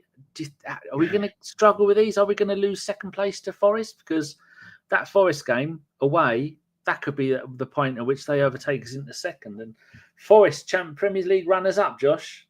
God's sake. Yeah. I think what kind of worries me here, I think Leicester's a good option to come back to. We're not as bad as Tottenham. Potter's West Ham as well. It's going to be fun in terms of he's going to big brain something. But yeah, I think we'll be okay. We've got a nice little run in here. We should then get Saka back after that. Maybe Moreno as well. I don't trust the club to bring people back properly, to not ruin them by going full party in that Spurs game. We brought him back early, got injured, and was out again for another 6 months, whatever it was. Yeah, I think we brought Odegaard back in time, though. I think Odegaard was a bit. What do you put his issues this season down to? He's running around like a blue-ass fly, but he's not really scoring or getting many assists, is he? No, he's still being that dictator for us. Definitely. He's still controlling the game. He's still our best player, for sure. But I think it's definitely off the field. I don't think he's taking Ozempic like some people were suggesting. But maybe it's he's a new parent. He's probably not getting the sleep he needs. It's probably got other stresses, right? It's not easy. I mean, my one's 26 and still a pain in the ass. Although today they did make her. They've bought her out of her contract at the agency that they're trying to buy her, rather than wait until September. Because they got her from an agency, she's qualified as a teacher now. She's teaching in somewhere near Nottingham, and she's so good. They've said, we're going to try and buy your contract out and get you permanently now. And then that means they'll be paying you all over the summer, because at the agency, when you're a teacher, you don't really earn much in the summer holidays. 6 weeks without. I mean, that made me take a sigh of relief, because if she's here over the summer and it's 6 weeks without pay, he's paying for everything, don't you? Yeah. Well, that's why you're selling those stuff, right? Well, I've made a bloody fortune. Although now they've changed the rules on eBay where the buyer has to pay eBay fees. It's fucking ridiculous. Oh, yeah, they've gone to the Vinted model. It's great. Fucking bullshit. I've sold 2 things. I can't get things to sell. That's my other problem. I was like, oh, great. I don't have to pay anything anymore. They're just going to charge me if I get them to promote my listing. 771 things I've got for sale on my eBay. I've got 2 and no one wants them. Harsh times. Right, questions. Yes. First of all, a prediction for the Leicester game. I'm going to go something like a 4-0 win. 5-1. Jolly good. Right, question from Fly KJ. Do you think Jason Ato has already failed part of his interview process by this failed January window? It will show you all you need to know about the Kroenke ambitions of the club. I think Fly KJ is a bit negative there. A little bit, but yes, I think I would be surprised if he got the position. What else was going to say? When we're talking about Kroenke ambition, there was a lot of work done in the January transfer window, but not in the men's team. We did a lot of work on the ladies' side. That was a very busy transfer window, and even signed a new manager in that time. So I think there's still ambition for them to be, for us to be competitive and for us to football. It's much like monkey tennis. It's interesting for a little while, and then it's very, very boring and slow. Not a great fan of it. Although I do support the girls. No, I don't watch it. You said something there about Charles Watts was saying on Sophie's show last night that Ato was part of the coaching staff. He's married a Brazilian woman. He obviously speaks Portuguese, and that's why Edu kept him close at hand for the last couple of years, and that's probably why he's in the position he is now. But get him out, he's shit. I'd do a better job, and that's a fact. Was that you saying that, or was that Charles Watts verbatim? Charles did tell me the club have been looking at the pod, but as we haven't done anything, they didn't offer me the job. So thanks to you lot not fucking turning up or replying to messages. That's also Fly KG asked why I don't put them on SoundCloud anymore. SoundCloud is £100 a year. StreamYard has gone up from £100 to £200 a year. The website is £60 a year. I'm no longer paying £350 a year to run this podcast, and because we don't have adverts, we don't have sponsorships, because I get really annoyed as soon as Joe Rogan goes, and now here's another. I tell Alexa, skip 2 minutes. And same with the Price of Football podcast. Magnificent. 3 lots of advert breaks in a 45-minute podcast. Fuck off. I hate adverts. I refuse to have adverts on our podcast. And as we can't run this podcast without making money and do all the nice stuff, I've got rid of everything. And so the only place you'll find this now is YouTube. So that's your explanation. I've got the money to pay for it. I just refuse to pay for it. So there we go, if anybody wondered. Drago, nice to see you. I was thinking about messaging you, Drago, see if you wanted to come on and have a chit-chat about something. So maybe next podcast, if you're free, if you can cheer up a little bit, then maybe we'll get you on. I've told Sean was going to go to Albania in the summer. I said, don't go there, we'll never see you again. She said, how about Bulgaria? I said, go there. It's a very nice place, and I know one of the people there. He'll sort you out if you get in trouble. We'll come and save you. Right, he says, who do you prefer at number 9, Sterling or Marino? I think question for you, Danny. Yeah, Josh already said Marino. I said when we signed Sterling that he can play in any one of those 4 positions, left, up front, right, or in the Ødegaard position. I'm now of the opinion that he can't play in any of them, so it's going to have to be Moreno, especially with his ability and those stats that he showed earlier. Fly KG, Josh, will the club need to sell before we spend big? You know what happened last summer, leaving it late, etc. That's one thing I asked for, Josh, before you answer the question. Don't fuck around all summer over a £2 or £3 million difference. Get these players in before we go on our pre-season tour, because if you keep getting them at the end of the pre-season and the second week of the transfer window, like somebody said in the chat, that's just ruined that. Like Sterling didn't have a pre-season with us. And you don't just step, no matter how good you are, you don't step into the first team at Arsenal and go, right, I know how this works. You've seen already with some of the, like Reneto, struggling to deal with how we play out from the back. And there was another couple of things that I'd seen. And I thought if they'd have been here pre-season and played games all the time, they wouldn't be in this problem. What's your answer to that? Yeah, I think we should be okay. We've got plenty of players leaving on free as well this summer. Unless we are going to extend certain midfielders, contracts, I think we are going to see a couple go, as well as Kieran Tierney's going back to Celtic, isn't he? Seemingly. That's already done. Yeah, Brendan Rodgers has already said they wanted him in. They wanted to try and bring it forward to January, but obviously we then lost all our wingers, so now Tierney's our backup left winger. So yeah, I think we'll be bringing in players, but we might not necessarily see them in the order we want. But yeah, can't say about time. So long as they come in before the deadline, that's now my one based on this window, this last window. You did miss Aunt Yumi's question as well. I've got them all saved. Yeah, we'll leave that as the last one. Maybe. Have I highlighted it? Yeah, it's still highlighted, but you weren't deleting them. Oh, right. Okay. Yeah, I know, because I've done that before, and then we have to come back to them, and then I can't go and get them again. Fly says, what phase would you say you are in? For me, I'm not sure what you mean by that, so let us know, and I'll come back to it. Hanchimi says, Josh, how do you feel about the new Brighton manager? Who is a raging prick? I personally started to dislike Brighton just because of him. He does seem to be a bit of a knob, but he's about 32, isn't he? He is about 30. He is 32. He's got. I certainly am frustrated by him as well. But I think he's the same as any kind of young prodigy. They're all bits of a prick. All of them are. So yeah, I think. Yeah, I'm quite annoyed generally by a lot of things Brighton are doing. The manager isn't necessarily one of them. Yeah. There's other issues there at the club. For me, anyway. Indeed. Well, I should get rid of that one. See if Flyers replied to my question. Well, nope. I'll answer Fly's other question about what road bike I've got as well. I'm trying to work out which one you can see from the corner here. How many have you got there? There's 2 bikes in this corner, but one of them's not mine.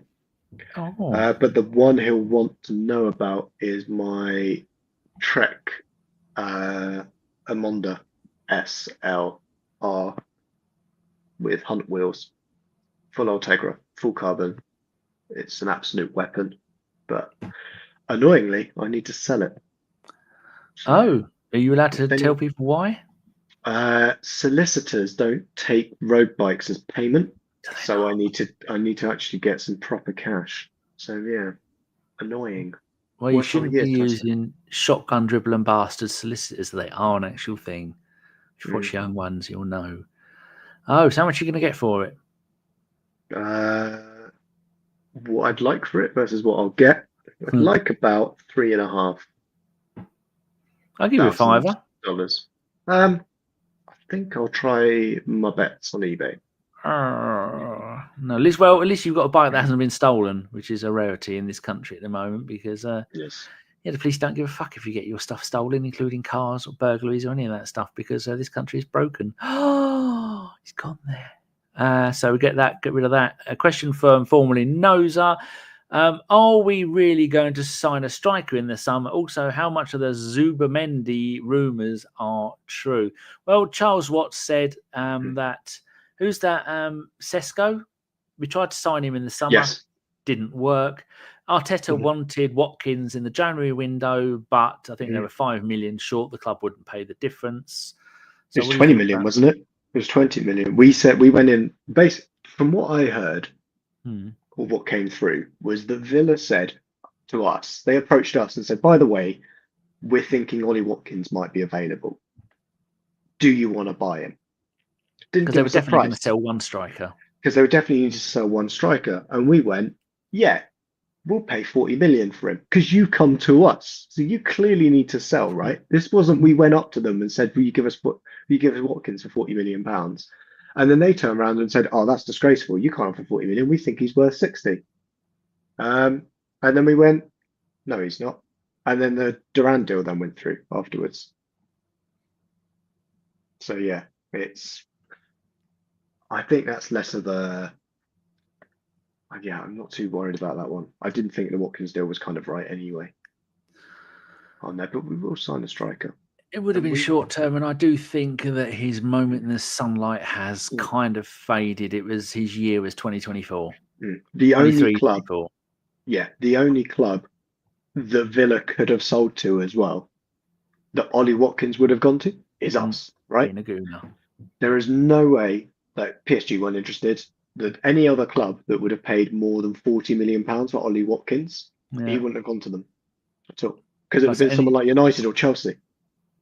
Any chance Emery can get to give us a little poke in the eye? Stopped us winning the title last season and stopped us getting Watkins. Mr. Waffles says, your country is broken. Come over. We'll show you broken. Mr. Waffles, I would quite happily come and live in America. Come and live in Texas. Me and Joe Rogan would have barbecues together. We'd sit there in our leather cowboy boots and skimpy underwear, drinking beer, getting stoned, and shooting guns into the sky and shouting yeehaw. Although I don't drink or do drugs, I'd give it a go. So there you go. Fly says his reference was trust the process. How far am I into it?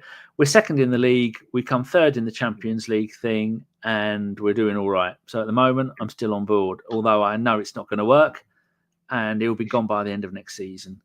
So, Jesus, it's all getting a little bit formerly Noza, just not Bud Light. Oddly, the only time I do drink beer is Budweiser because it's fizzy and cold and only half a bottle it takes to get me a bit woozy. Next question, Josh, we've done that one, is from, I'll do Fly's one. It was in reference to, okay, you brought that up, lovely. Noza has put, the question I'm asking everyone is that if João Felix is the answer, what is the question? How to money launder? What's Atletico Madrid's record buy? Yeah, it's not worked out, has it? I mean, I did a thing on the podcast maybe a month ago. I got the top 15 transfers of all time and went, how many of these have actually worked out? I think the vast majority of them didn't work. The only one that was debatable was Rice, because I think he's decent for us. He's doing a job, but we massively overpaid for Rice. And I think the other one was Grealish. Although he's not the player Man City bought, the number of trophies he's won is undeniable, but he isn't the Bergkamp that he was at Villa at Man City. because Bergkamp would never play for Man City. They wouldn't allow. Well, he also Jack Grealish was the personality hire, wasn't he? He had enough personality for that entire squad, and now finally Pep's killed it from him, taking him away from him. Do you think not fun anymore. that Pep at Man City are ever going to recover again? I think they're done with him. I'm waiting for that transfer ban to come up. But yeah. There was news today, wasn't there? The FFP replacement is still going to carry on, and Villa, Man City, and was it Man United was the other one? They're not happy? Probably Forest. It's always Forest, isn't it? It is always Forest. Yeah. They are. It's amazing how they've managed. They're sat at one of those. They managed to squeeze old fucking the owner's fat ass into one of them. You know when you go out for dinner and they bring you a little chair for the baby to sit in. He's managed to squeeze himself into one of them and make his way to the top table at the Premier League. And everyone knows he doesn't fit in, and he's blagging it. But there you go. That's the scenario, and that's where it is at the moment. Boy 10 says Rice worth 100 million as a DM. We're not playing him there though. That's another fucking thing. That Rice, we bought Rice because of what he did at West Ham.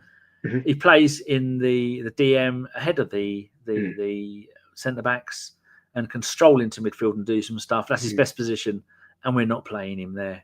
No, because Thomas Partey's better. Huh? Thomas Partey's better in that position. At the moment, he is. Yeah.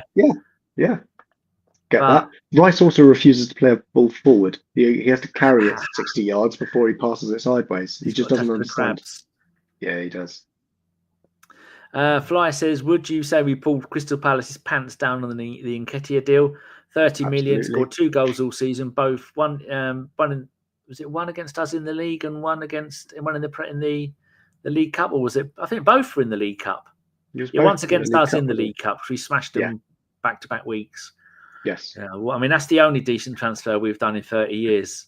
So I don't know. I think Smith Rowe as well. I don't think we quite pulled Fulham's pants down. Yeah. Well, Arsenal reserves, now that Willian has gone back there, they've got 5 ex-Arsenal players there. And they could all possibly play at the same time. I know Nelson's injured, but they haven't sent him back yet, have they? No. But yeah. Well, I think that's it, Josh. Anything else you want to cover? Free transfers. Oh, yeah, I was looking... I've already closed my window with them. Where is it? It's this one here. And the last thing we'll talk about is free transfers, free agents. The ones I have got on my list. Diego Costa, Josh, 35 years old. Yes or no? No. The one I would go for, scored 24 goals for Monaco last season. 34-year-old Ben Yedder. There's a reason he's a free agent, and I can't remember what it is, but someone might need to run a quick background check. It's something. It's something a bit noncy. Is he on a register? I think he might be on a register. I don't think it's for noncy. Oh, fair enough. Britt Asabonga Bungalonga, only because he played for Peterborough, is on a free. Yaya Sanogo came up on the list, Josh. Still only 32 and without a club. I'm sure he's retired. He must be retired. The only other one I found was 31-year-old Gerard Delafoyu, who's not played a game since November 2022. He's either dead or been abducted. So have you got any? Last time I checked, he was at Udinese. Yes, we've got 2 ex-players who are free agents. I didn't put Perez in that. Who's the other one? Carlos Vela. Oh, Safe went on about him last night. Said he could barely struggle to play in MLS, let alone in the Premier League. Yeah, it doesn't matter. He's a body. That's what we need. We need to bring him back. He could just chip it in. That's all we need to do. Just leave him outside the box. Just chip it. That's all we can do. Love him. Well, good luck with that. And someone earlier said bring Giroud back on loan. Soph said he's been an absolute nightmare at LA because they don't play to his strengths.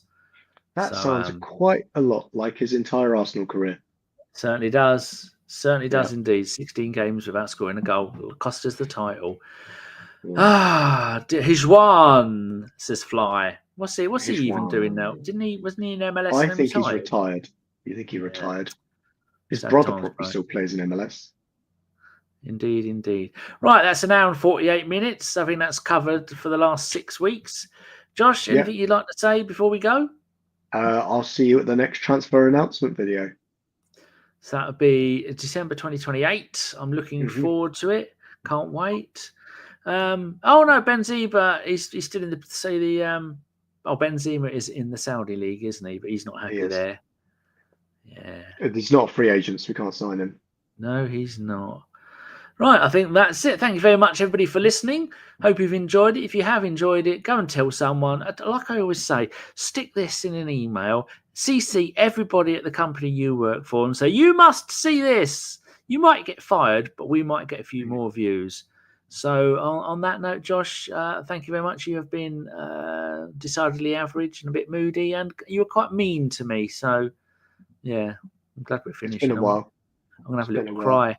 And thank you very much to Sophie from the Highbury squad and to Mike from Not Another Arsenal podcast, the best named Arsenal podcast out there since the Bruised Banana stopped doing it. And we will see you later rather than sooner. Goodbye. Danny was rude to me pre-pod as well, guys. Bullshit. Fuck Ellis.